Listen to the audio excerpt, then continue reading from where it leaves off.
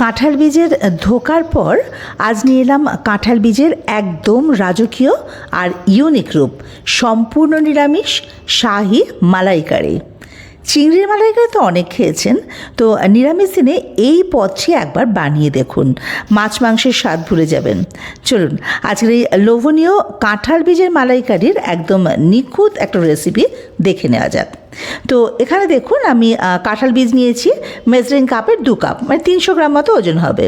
তো বীজগুলো আগে সাদা খোসাটা ছাড়িয়ে তারপর নুন জলে সেদ্ধ করে নিয়েছি, সেদ্ধ করে ব্রাউন খোসাটাও ছাড়িয়ে নিয়েছি। নুন জলে সেদ্ধ করে নেওয়ার পরে যদি বটি বা ছুরি দিয়ে একটুখানি চেঁচে নেওয়া যায় তাহলে কিন্তু অনায়াসে এই খোসাগুলো ছাড়ানো যায়।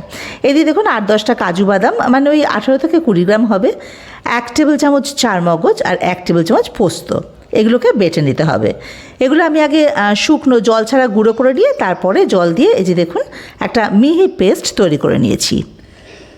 এবার তো রান্নাটা শুরু করতে হবে, তার জন্য কড়াই বসিয়ে ওভেনে তাতে অল্প একটু তেল আগে দিয়ে সেটা গরম করে নিয়ে ওই সেদ্ধ করে খোসা ছাড়িয়ে রাখা কাঁঠাল বীজগুলো অল্প নুন আর হলুদ দিয়ে হালকা করে ভেজে নিতে হবে।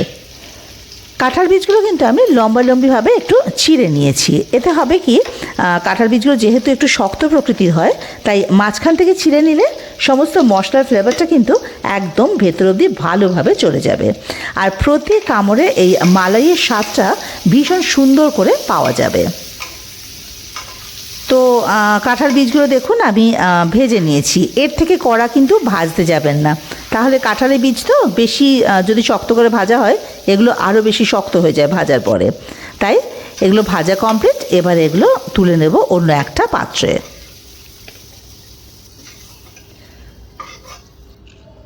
এই যে দেখুন কাঁঠাল বীজও ঠিক কিন্তু এরকম ভাজা হবে। তো এটা ভাজা হয়ে গেছে, এবারে রান্নার জন্য আরও কিছুটা তেল আমি কড়াইয়ের মধ্যে দিয়ে এটা আবার একটু গরম করে নেব। এবারে এর মধ্যে ফোড়ন দেব, গোটা জিরে ওই 1/2 টিস্পুন মতো দেবো, একটা তেজপাতা আর গোটা গরম মশলা ওই 3টে লবঙ্গ, 3টে ছোটো এলাচ, 1 টুকরো দারচিনি।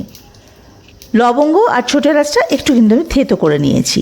তো ফোড়নটা হালকা একটু ভাজা ভাজা হয়ে গেলে এতে দিয়ে দেবো হিং ওই 1/2 টিস্পুন মতো দেবো, সাথে দিয়ে দিলাম আদা বাটা 1 টিস্পুন। এবারে একটুখানি এটা নাড়াচাড়া করে নেব, বেশি সময় লাগবে না। এবারে অল্প নাড়াচাড়া করার পরে এর মধ্যে দিয়ে দেবো টমেটো বাটা। আমি এখানে একটা ছোট টমেটো বেটে নিয়েছি, এটাকে একটুখানি একটু কষিয়ে নেব জাস্ট হালকা করে। এবারে এর মধ্যে গুঁড়ো মশলাগুলো দিয়ে নেব। এখানে আমি 1/2 টিস্পুন ধনে গুঁড়ো, 1/2 টিস্পুন জিরে গুঁড়ো আর রঙের জন্য কাশ্মীরি লঙ্কা গুঁড়ো 1 টিস্পুন দিয়ে দিয়েছি। দেখুন যেহেতু গুঁড়ো মশলা ব্যবহার করছি, গুঁড়ো মশলা কিন্তু সবসময় আগে একটু ভিজিয়ে নিয়ে তারপরে কষালে সবচেয়ে ভালো হয়। আমি আগে ভিজিয়ে নিয়ে নিই, তাই অল্প অল্প জল দিয়ে এটাকে কিন্তু ভালো করে কষিয়ে নিচ্ছি। এটা বেশ একটু সময় নিয়ে জল দিয়ে দিয়ে কষিয়ে নিয়েছি। ভেজানো থাকলে এই প্রবলেমটা হয় না, কষানোটা খুব সুন্দর হয়ে যায়। তো এই যে দেখুন বেশ তেল বেরিয়ে গেছে, কষানো হয়ে গেছে। এবারে ওই যে কাজু পোস্তর পেস্টটা সেটা দিয়ে দেবো, ফ্লেমটা অবশ্যই একটু কমিয়ে নিয়ে দেবো। এবার এটাকেও ভালোভাবে একটু মিশিয়ে নিতে হবে। তার আগে যেই বাটিটার মধ্যে এই পেস্টটা রেখেছিলাম সেই বাটিটা ধুয়ে অল্প একটু জল এর মধ্যে দিয়ে দেবো। আমরা মশলা যে বাটিতে রাখি সবসময় সেই বাটির মধ্যে একটু মশলা থেকে যায়, তাই অল্প একটু জল দিয়ে যদি দিয়ে দেওয়া যায় মশলাটাও বাটির মধ্যে লেগে থাকে না, আবার ওই জল দিয়ে দিয়ে বেশ ভালোভাবে কষানো হয়ে যায় মশলাটা। দেখুন কি সুন্দরভাবে কষানো হয়ে গেছে, পাশ দিয়ে তেল ছেড়ে দিয়েছে।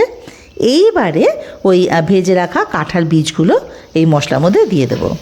হালকা হাতে এই বীজগুলো কিন্তু ওই মশলার সঙ্গে একটু মিশিয়ে নিতে হবে। মশলার সাথে বেশ ভালোভাবে বীজগুলো মিশে গেলে এইবারে এর মধ্যে আমি ওই স্বাদ মতো নুন মিষ্টি দিয়ে দেবো। এখানে আমি ওই 1.5 টিস্পুন মতো নুন দিলাম, আর চিনি সেটা আমি এখানে কিন্তু 2 টিস্পুন দিয়েছি। এটা মালাইকারি তো একটু মিষ্টি মিষ্টি হলে খেতে ভালো লাগে। তো নুন আর মিষ্টিটা তো আপনারা যে যেরকম খান সেই স্বাদ অনুযায়ী বাড়িয়ে বা কমিয়ে নেবেন। এবারে সব কিছু একটুখানি ভালোভাবে আবার হালকা হাতে একটু মিশিয়ে নেব।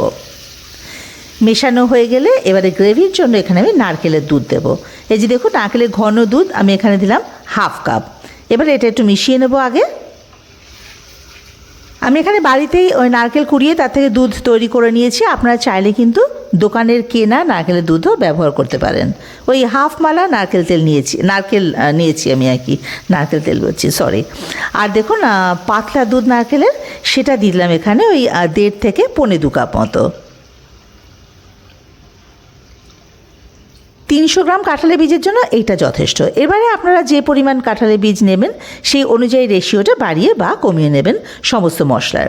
তো এবারে এটা একটুখানি বেশ ভালো করে একটু ফুটে উঠলে ঢাকা দিয়ে মোটামুটি ফ্লেমটাকে মিডিয়াম টু লোতে রেখে 10-12 মিনিট রেখে দেবো। একদম কমিয়ে রাখার কারণটা কি, এই 10-12 মিনিট রান্না করতে দিলে আর কি গ্রেভিটা আস্তে আস্তে ঘন হয়ে যায় আর মালাইয়ের মতো একটা টেক্সচার আসে, আর ওপরে না তেলের স্তরটা খুব সুন্দরভাবে ভেসে ওঠে। দেখুন এটা কমপ্লিট। এবারে এর মধ্যে দিয়ে দেবো গরম মশলার গুঁড়ো 1/2 টিস্পুন, ঘি দিয়ে দেবো এখানে আমি 2 চামচ মতো, 2 টিস্পুন। এবারে এর মধ্যে আমি কাঁচা লঙ্কা দিয়ে দেবো ওই 4-5টা। কাঁচা লঙ্কাগুলো একটু চিড়ে দিয়েছি। ব্যাস, এবার ফ্লেমটাকে অফ করে ঢাকা দিয়ে স্ট্যান্ডিং টাইম রেখে দেবো মোটামুটি মিনিট 4, যাতে সব ফ্লেভারগুলো এর মধ্যে খুব ভালোভাবে ঢুকে যায়। দেখুন 4 মিনিট পর বা 5 মিনিটও রাখতে পারেন। ঢাকাটা খুলে এলাম। গ্রেভিটা দেখে নিশ্চয়ই বুঝতে পারছেন এটা দেখতে যেরকম লোভনীয় হয়েছে, খেতেও কিন্তু এটা ভীষণ সুন্দর হয়। আপনারা অবশ্যই বাড়িতে একবার ট্রাই করে দেখবেন, আর কেমন লাগলো আমাকে কিন্তু কমেন্ট বক্সে জানাতে ভুলবেন না। আর তো আমাদের শাহী কাঁঠাল বীজের মালাইকারি তো তৈরি। নিরামিষ দিনে গরম ভাতের সঙ্গে একবার এই পদটা তৈরি করে দেখুন। আশা করা যায় প্রত্যেকে আপনাদের ভীষণ প্রশংসা করবে। আর শুধু ভাত কেন, এটা রুটি, লুচি, পরোটা, পোলাও সব কিছুর সঙ্গে দুর্দান্ত লাগে। আর হ্যাঁ, আপনি যদি আমার চ্যানেলে নতুন হন তবে এরকমই ইউনিক আর সুস্বাদু রেসিপি পেতে সাবস্ক্রাইব করে আমার পাশে থাকুন, মানে চ্যানেলটা সাবস্ক্রাইব করে আমার পাশে থাকুন। ধন্যবাদ। সুস্থ থাকুন, ভালো থাকুন।